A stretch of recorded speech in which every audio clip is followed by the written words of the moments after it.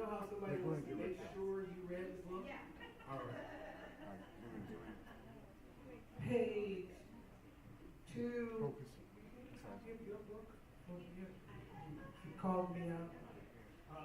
Yeah, let's get the list of copies so she can see. You're not going to teach you. You can get that. All right. We're going. Is it 220? How do you go get 220. Yeah, I remember reading. Thank you. Okay. And you know, this is how you know people pranking. So she says, coaches tend to give us less advice and instead help you to find your own answers. They act as sounding boards, whether about your vision and goals or about challenges you face. They also act as mirrors, reflecting things you can't necessarily see about yourself. This kind of reflection can be uncomfortable, but it's also an opportunity for personal growth. Now that was an opportunity that we could have just left the rest of that alone.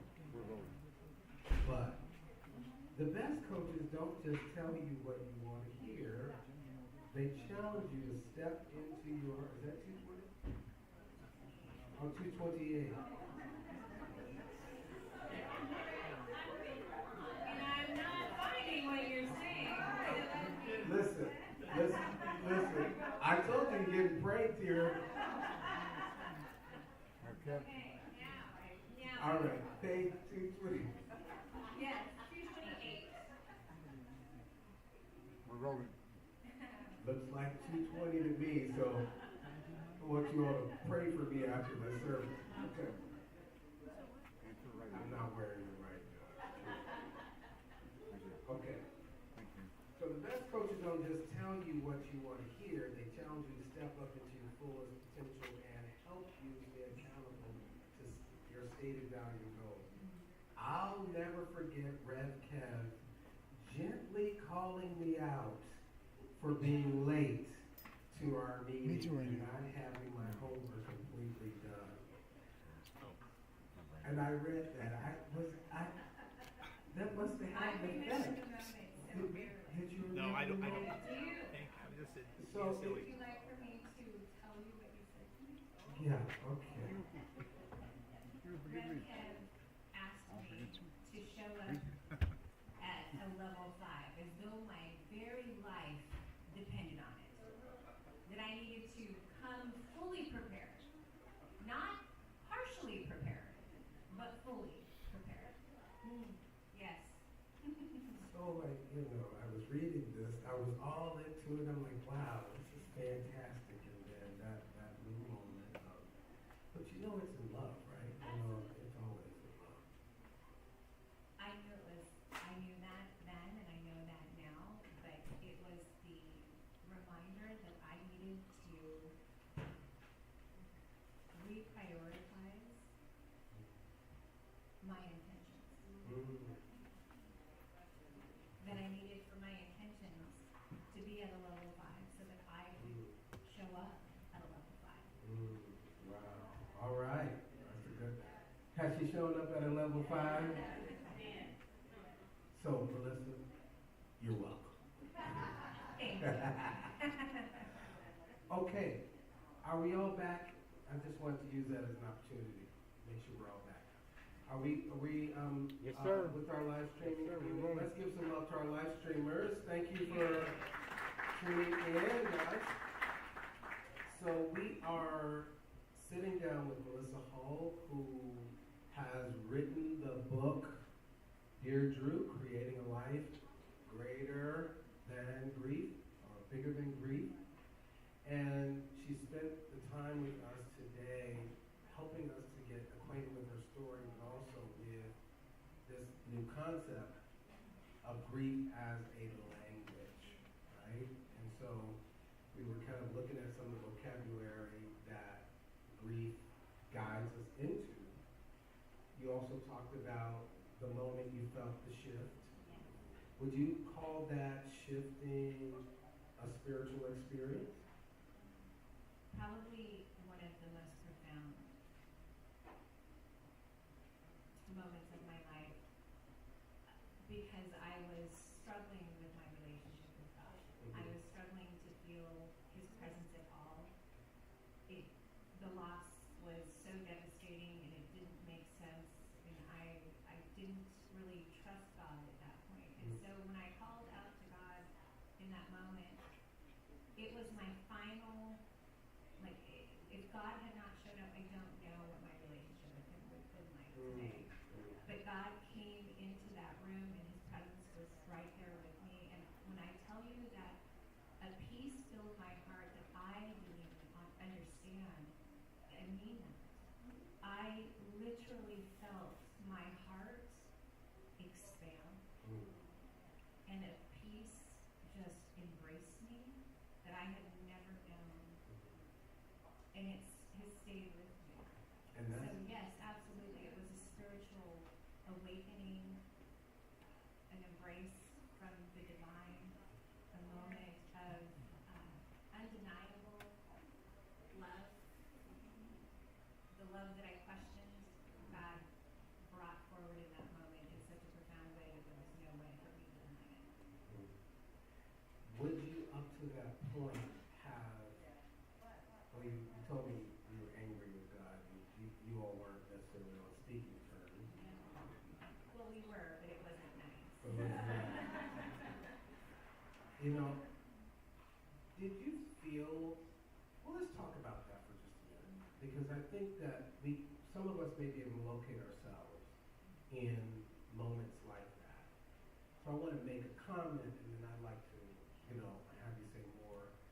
If you do find yourself in your journey being angry with God or really finding yourself not on speaking terms with God or turning your back on God or your spiritual path, I want you to consider that to be evidence of the profound closeness that you have with God.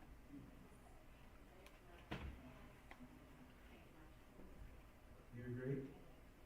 Don't we fall out? Fahiza is here right now. Give Fahiza, Alim, some love. Sitting there looking great. She told me something that's just the best thing ever. She said, as close as gums and teeth are, and they were made for each other, gums and teeth, even they fall out from time to time.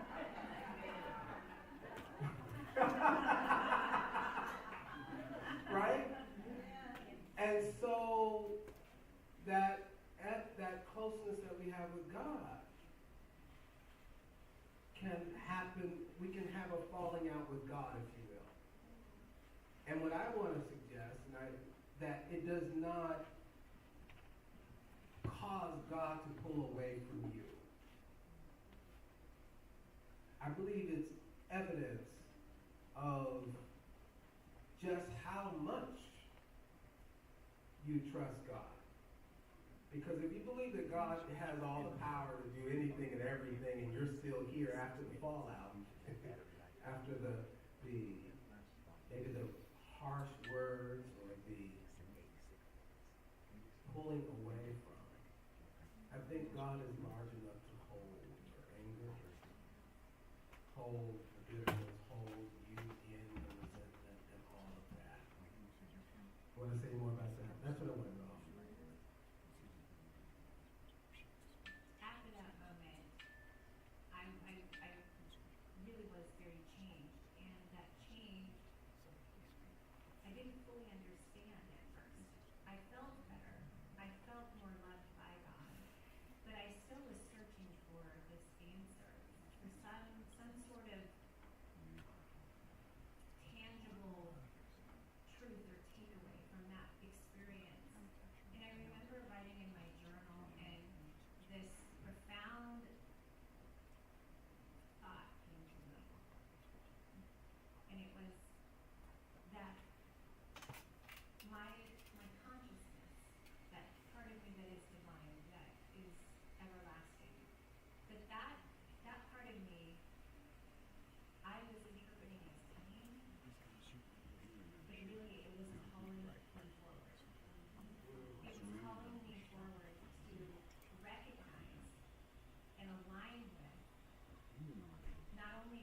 love that I had for my son, but the love that God had for me. And in that moment, that epiphanal moment, that's when everything in my relationship with God really changed. So,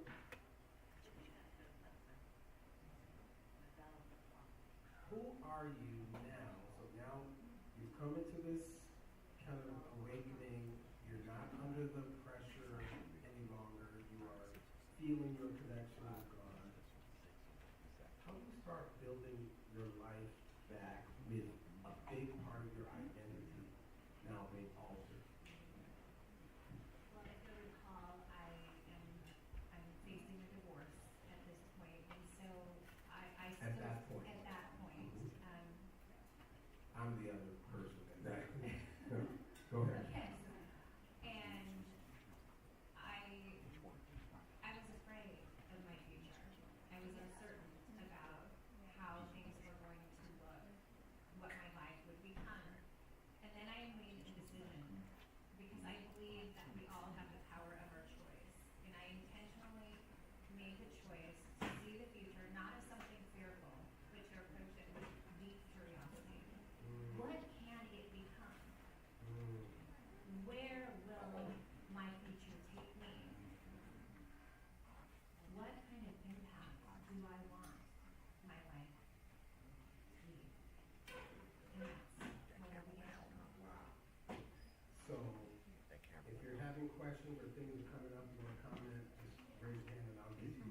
So, big distinction, just going to land it. You made a conscious decision not to be fearful of the future, but you shifted fear and anxiety into curiosity. Yes, it made sense to me if the fear of the unknown was going to be present, I decided that it wouldn't be fear, it would be curiosity, because curiosity invites choice. I get to choose which direction I'm going to go. I can choose not only the quality of my thoughts, I can choose the quality of my relationships, I can choose the level of faith. I have all these choices. And inside of those choices, that curiosity concept really helped to focus my intention on the future as this unknown but friendly possibility. All right. Do we have some amens in the room? All right. Anybody want to comment on that? I'm curious if any of this touches you and you might want to comment or you have a question related to that. Anyone? Yeah, but he's, okay. Hold on, we're going to get you on the mic because our live streamers are. Often with the passing of someone, Can she stand up? Do you need her to stand up? Yes. Okay, they need to. You ready? Okay, Sean, pick her up. All right, they got you. often with the passing of someone, we have feelings of guilt. Not just, even if it's not related to something you may feel associated with, what you didn't say, what you did say to them. How did you overcome that? Overcoming guilt. Okay. I gave myself permission to continue the conversation. I wrote him letters. I wrote him a letter every day for the first year of his passing. Wow. And I just continued to share my thoughts and my heart with him. I apologized for the things that I felt I got wrong. I celebrated the moments that I cherished. But I just continued the conversation. I never stopped talking to him. The connection. Okay.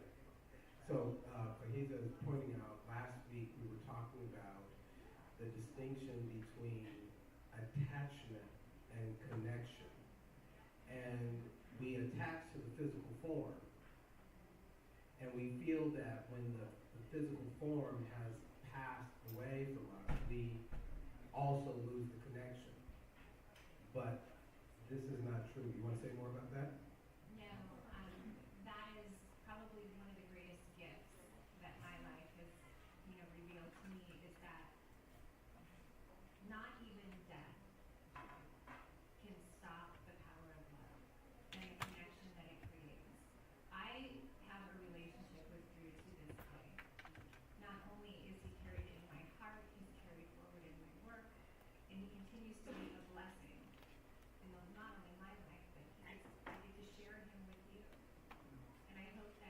his story and my journey will touch you in a way that it will make an impactful difference in how you look at grief, how you engage with grief, and how you stay connected to your loved ones. Because they are not gone. We just have to reach for them differently now. Oh, say that again. They are not gone. We have to learn to reach for them differently. I see you, and I'm just sitting with that one for a minute. Did you all get that? Okay. I saw Carla first, and I think I saw Sheila. Sheila right after that. Carla? And then we want to make sure that Sheila gets the mic. Okay, great. I know you mentioned anger when you were talking about being angry with God. I know in my situation, when I lost my husband, I finally hit a stage where I allowed myself to be angry with him for not taking care of himself enough to where he got it. What do you say about allowing to be able to process the anger in order to move past it? I'm going to go back to, I wrote about it. I wrote to God, and I just told him how hurt I was, how disappointed I felt, how abandoned this pain left me feeling. And as I was telling God off, if you will, as crazy as that sounds, I felt his love. And these memories kept flooding back. Memories of my beautiful son, Silas. His smile. His sticky fingers, his laughter. And that radically changed my feelings toward God, because what was happening in that moment for me was the reminder that not even death could separate this love, this connection of love. And although it did take me time, it was the beginning of the foundation where I really became aware of God's profound love for me. That he could hold it. He could take me being frustrated and angry and distant and still remain close to me. And that's how I dealt with it. You're welcome. Sheila?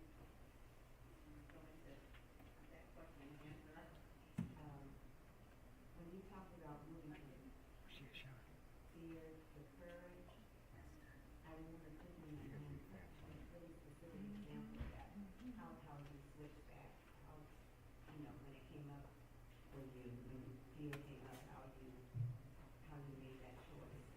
Does that make sense? It does. Okay. At this particular time, it's only about 8 weeks after Drew's accident, and I was terrified of not knowing how my marriage was going to, work out. I didn't know if I was going to be divorced or if we would eventually work things out. I was afraid of being labeled as not only the mother who fell asleep, but as the woman who lost it all. Lost her family.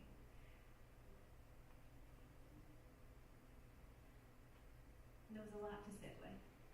I was so uncertain about what was to come in my future.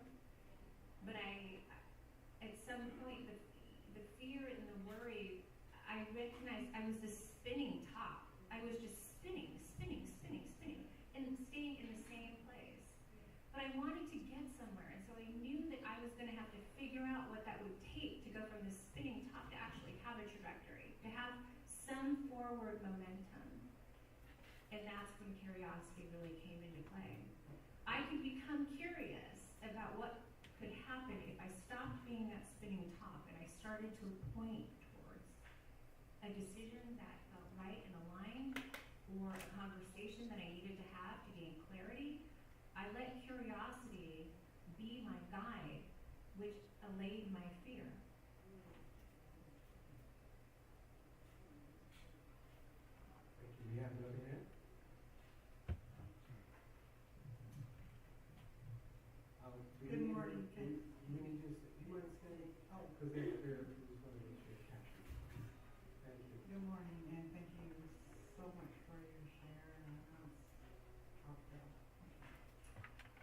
a question I had is, you're talking a lot about grief and your process and understanding it. I wanted to know, can you speak a little bit more about how you handle the guilt? In terms of, is it infused in the grief? Is it separate from? Is it, you know, how did you, because that would be deep also, I would think. When I talked about grief as a punishment, or grief is not a punishment, it is proof of love. For the longest time, my guilt felt like punishment. My guilt was the irrefutable proof that I had made this tragic error in judgment that had unintended consequences that I couldn't undo. And I wanted to undo it. I wanted a do-over. I wanted to have my son back. And because I couldn't create those circumstances, the guilt just ate me alive. It just really was unrelenting. When the punishment started to lift is when I truly came into alignment with the truth that it is proof of love. The guilt gave way when the memories of the love, I would look at photographs. I remember I intentionally carved out 15 minutes a day. That's all I could handle at the time. 15 minutes where all I could think about were things that I was grateful for. Whether it be about Drew, or Devin, or my life, or my husband, I made the intentional choice to focus on the positive aspects, and it quieted my grief. And so then I learned to expand that, and I would begin my mornings with 15 minutes, and if I felt off, you know, at 11 o'clock in the morning, I would take another 15 minutes. But I just made the choice that I was going to shift that feeling and those thoughts and redirect them into a more edifying and loving presence and thought. And that's how I quieted my guilt. But let's be honest. Forgiving yourself for falling asleep and then your son tragically loses his life it's a journey. It's a journey. I reached out to Red Cat for help because I was struggling at the time. And through study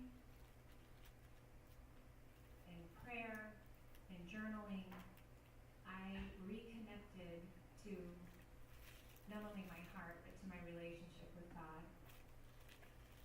And that's when the guilt stops knocking at my door. And it's the only time. And that's how it stays away. I cling to the memories. I cling to my relationship. I cling to my faith. And I also share my story, which has also brought a tremendous amount of peace, which allays the guilt. I want to just pause for a moment and just illuminate a point you made about self-forgiveness and how important that is in any process where we might be regretful about a decision we made or an accident that occurred or anything. Forgiving oneself is a part of the way we start to grow spiritually. It dissolves guilt. It absolves you of the ways in which you did not show up, at least in your own judgment. But it absolves you of that kind of self-judgment that we have. You get what I'm saying? And if you're moving through life saying, I can never forgive myself for this, it is not serving anyone. In fact, the unforgiven soul, I want you to hear this, the unforgiven soul is an invitation for punishment. If you're moving through life with a spirit of unforgiveness toward yourself, you're subconsciously inviting punishment upon yourself. Guilty consciousness is an invitation for some form of punishment. And so when I forgive myself, I'm not saying that I was right or wrong or any of that. I am saying that retaining, holding myself hostage to my lowest moment does not guarantee me a bright future or anybody else, right? So it is a type of self-liberation, okay? And no one can do it for you. It's something we really have to walk with. And hear Jesus' word. For me, I hear Jesus' word saying, neither will I accuse you. Go your way. Sin no more. Sinning meaning error in judgment, as you mentioned, or the mark being missed, as we use in Unity. Okay, just wanted to pause there. I thought it was very powerful also, your reflection of when you said, let's be honest, and you went in to describe what happened, and I could even feel a peace in you as you made that description. It's powerful. It's powerful sitting with Melissa here on this side of this journey. And it's just beautiful to see you grow. Thank you. Yeah. And I know it's a help to a lot of us. And anyone else? We're doing questions for Melissa. Yes. Let's get you a mic. You're gonna have to get a mic because our live streamers are listening. Carlos, come in. Thank you. My question is, what do you do when the anniversary of his passing comes along? How do you honor his life, aside from the book, but when that time comes every year, how do you and your family deal with his passing? Thank you for that question. We celebrate. We celebrate his life. We have Rocky Road ice cream for breakfast. We have, we start with Rocky Road ice cream, and then for dinner we have beef raviolis. And we also make contributions to organizations that support families who are going through the grieving process. And Melissa, you have also dedicated your life to being a water safety advocate. Absolutely. You want to say more about that? Yes, I also have dedicated a lot of time into researching water safety education and how best to distribute that information. So I have free resources on my website, which is melissahall.com. I want every parent to have the education that they need in order to be an advocate of safety in their own home, especially around water. In Arizona, we are growing very quickly as a state. And in my community, Yuma, we have a lot of farmland that's being converted now into communities, neighborhoods. And they're building in farmland. So homes are going up, and there are irrigation canals all around my community. There's over 220 miles of open waterways. So I spend my time also talking about water safety education, bringing awareness to the lesser obvious dangers that are around us at all times. How often do you think of a water fountain as being a potential threat? Not very often. So I talk about the lesser known threats: open irrigation canals, fountains, buckets, baby pools, any sort of standing water that's deeper than 2 inches is enough for a child if they are face down to drown. And so I spend my time making people very aware that the greatest protection that you can ever have is awareness, and then create create multiple layers of barriers. Advocate for a water watcher. If you're ever like at a backyard pool party or if you're at the beach, you must have a water watcher, a dedicated water watcher, and never overwhelm your water watchers by giving them so many children that they can't keep track. I recommend no more than one water watcher to 2 to 3 children, depending on their age.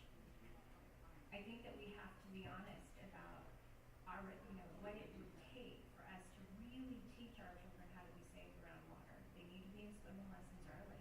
They need to be taught how to respect water, not fear it, but respect it, so that they can be safe. And then I talk about Drew's story, and it's really interesting. I had a really beautiful moment not very long ago where Drew would be 30 years old. His birthday was August 15th, and he turned 30. And I've been posting about my brief experience and my journey of healing for quite some time, and one of his classmates, so this is a child that I knew, Nathaniel. He was 4 and a half when this accident happened, and he reached out to me now as a grown man and talked to me about how he's never forgotten Drew's story and how he teaches his children how to be safe around water. And so that was a full circle moment for me, where the gift of Drew's story is now being played out in the education of children and keeping them safe. And that was a beautiful, beautiful experience for me. Thank you for that. Thank you for these questions. Any more? Yes. Yes. Let's get it. Speaking of anniversaries, my daughter passed away in April, which was my birthday month, and then her birthday month is coming up in September. I don't know how to celebrate her birthday or not. I don't know.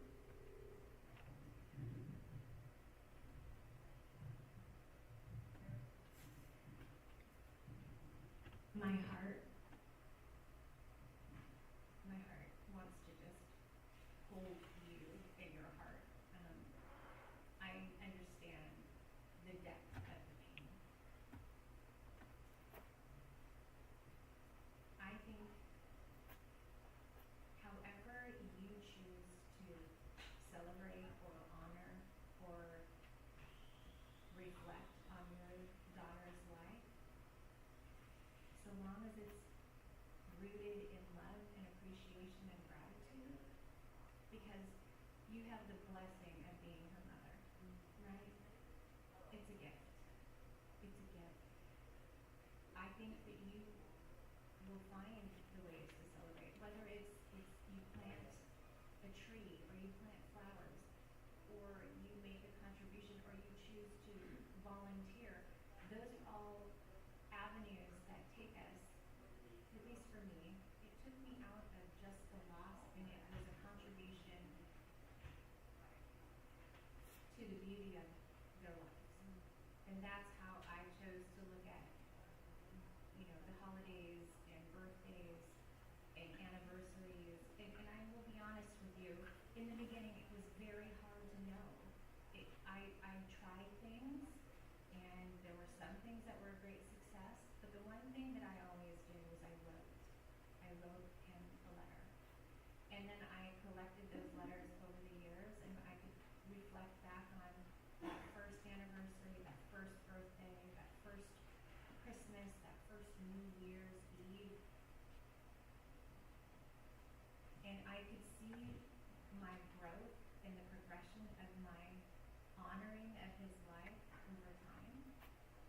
And I think that's an important thing to begin, especially now, because you'll be able to look back and not only see your growth in the future, but you're also going to see the evidence of the love that you still have.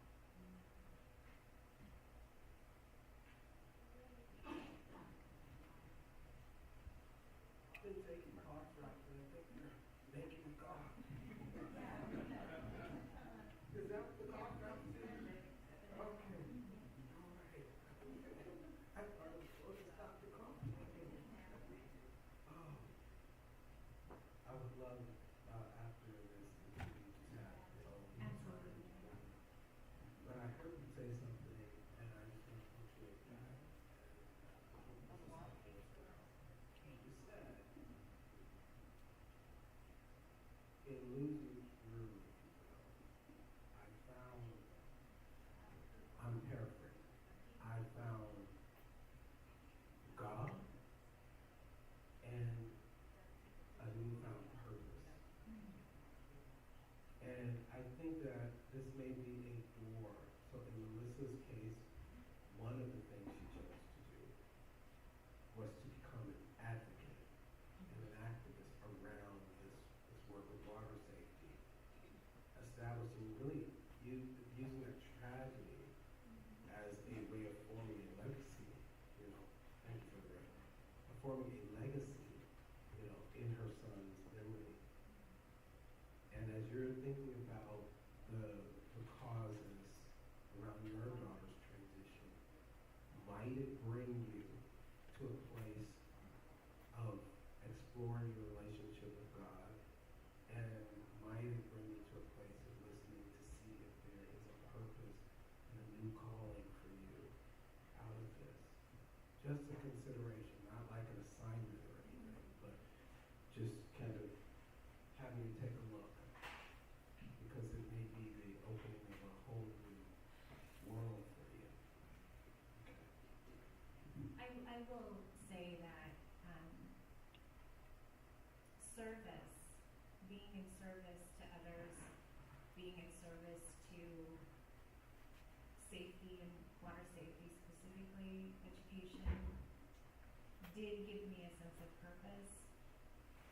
I didn't realize it at the time, but the writing, my journaling, gave way to an entire new form of expression for me.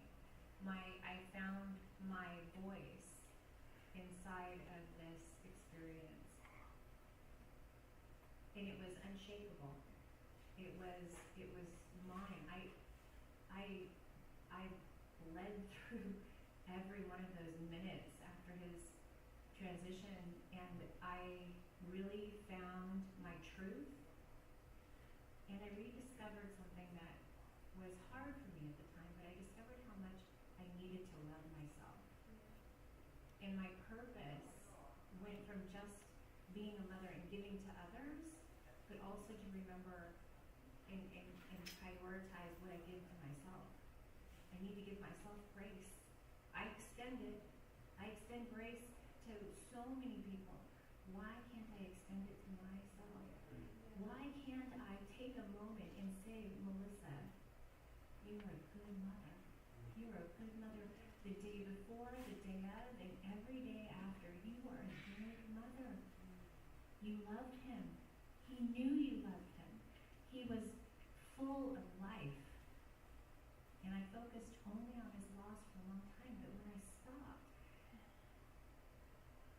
not only could I appreciate everything that I had been blessed with in terms of the time I did have with him, but I also started to reclaim the part of me that I had abandoned.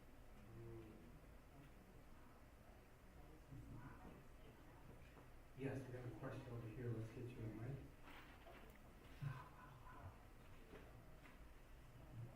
Thank you so much, Melissa, for sharing your story and your journey through grief.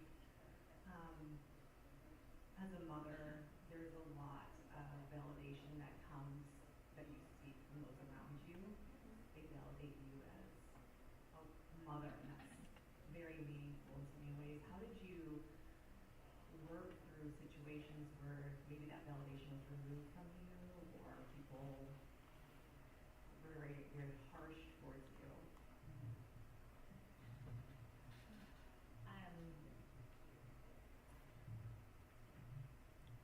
There was a period of time when I felt very much alone because my family, Joey's family, the questions that they had felt like judgments.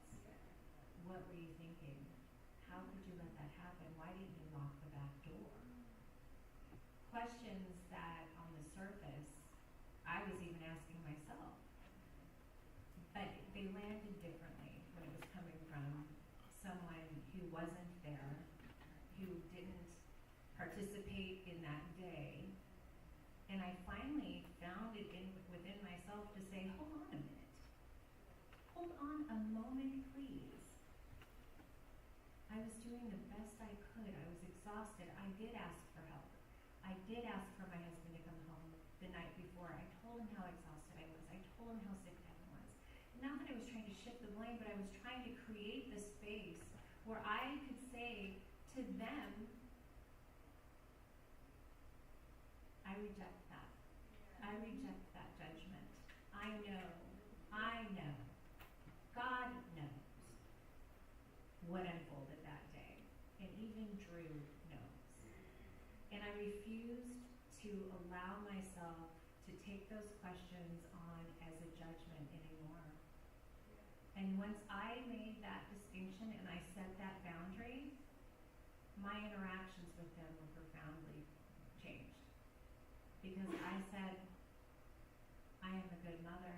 I was a good mother the day before. I was a good mother that day, and I remain a good mother. There's nothing about your question that I will interpret as judgment, because I know the truth at that moment. Powerful. Everybody good? So,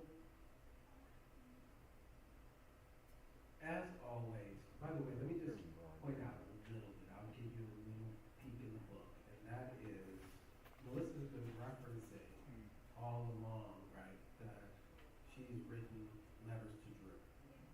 So you will discover at the beginning of every chapter, she gives you a little taste of part of those letters. So you can get your own kind of connection to that. But it might be helpful for some of us who want to pick up a pen and start journaling again as a way to work through our set of emotions that may be stuck. I am a journalholic.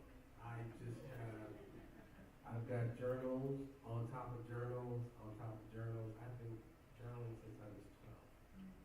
I create journals. If anybody's done work with me, you know that my books are journals, because there is a type of catharsis that takes place as you are writing it down. I don't know how to explain it, but it's a powerful, I use it as a spiritual practice. And of course you can go back and look at your own growth after a period of time. I have committed myself to leaving my journals in my will for my children, but there are a couple of them that I'm going to not leave. They don't need to know what I was thinking when I was 17. They're like, that's right, see, I knew. No. Okay. The book speaks to me in some very personal ways, and I want to read to you all my favorite line from the book. What's that line? About 10 minutes. 10 more minutes? Okay, very good. All right. This is on page 220. Okay. All right. And Melissa has just spoken earlier about her husband, she and her husband, and they ultimately are divorcing.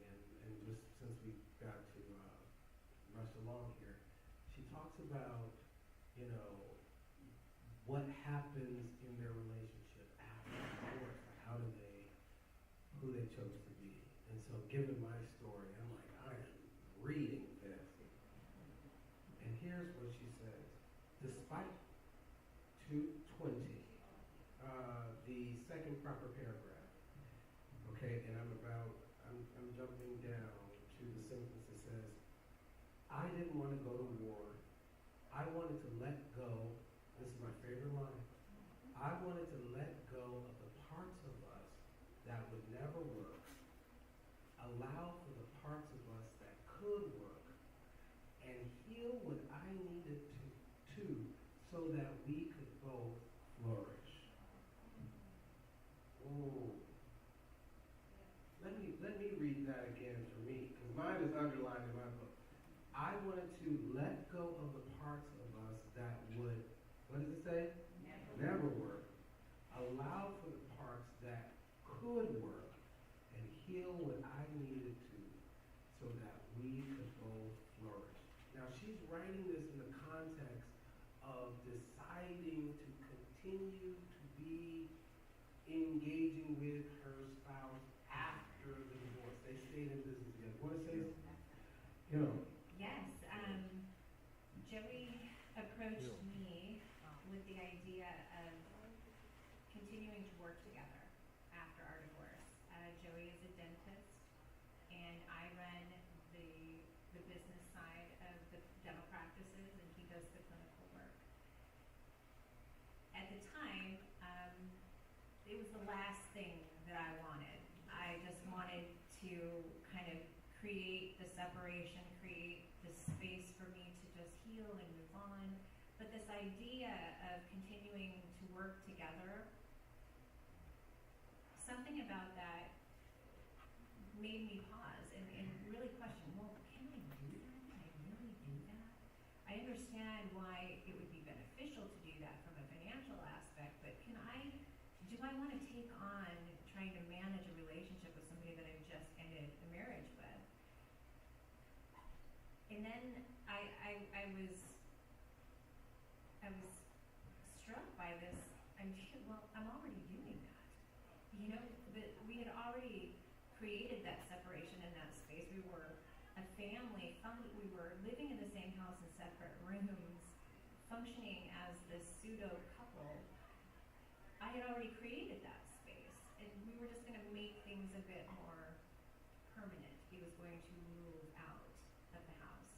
And in that decision and in that awareness, I recognized, well, we work great together.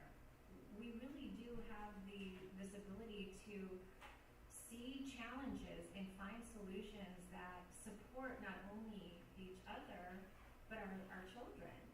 And when I looked at it that way, I already knew I was doing what he was asking. He was just asking me to continue after the marriage ended. And I thought, okay, I can do hard things. I can do really hard things. And this was a challenge. And so I approached it with curiosity. How did you deal with the critics? Oh, there were a lot of critics. Even my attorney thought I was crazy. Absolutely thought I was crazy. But I'll say this. I think one of the most gratifying moments of my life post-divorce was at our son, Devin, who is now married. He's now married. He is married to a wonderful, wonderful woman, and we were at his wedding. And we were dancing on the dance floor. And we were smiling and laughing and just enjoying the moment. And then I went to the ladies' room, and a woman who watched us dance, who knew our journey, she came to me in the restroom and she said, "How do you do it?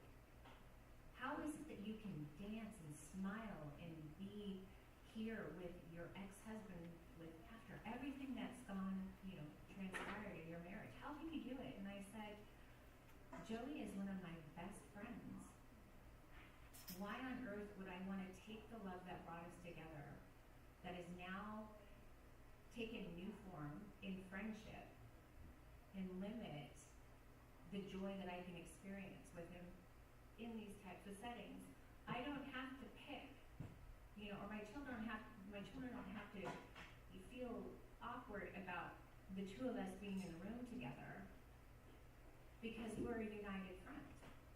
We have united in this friendship that supports and sustains not only our family, but our finances, and it works for us. But it's a choice. It's a choice to choose to let that flourish and not let the pain of choices or mistakes or conversations cloud my ability to see Joey as someone who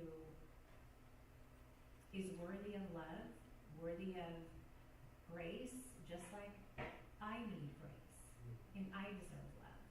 And we have found a beautiful friendship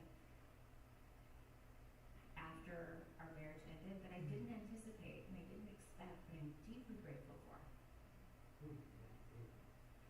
Look at God. Give Melissa Hall some love and appreciation.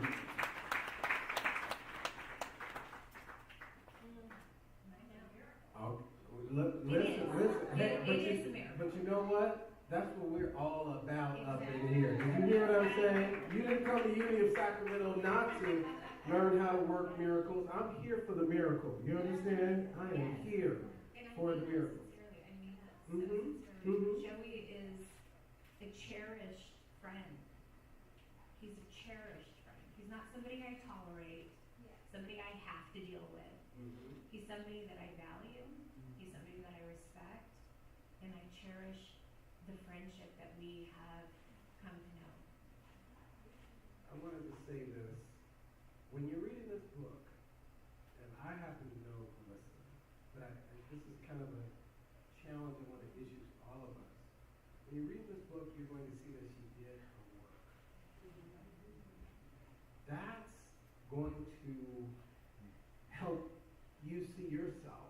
This book will help you to see how much work you are doing or not doing, and how much work you may have left to do. But it's also going to offer you tools to be able to do that work. Okay?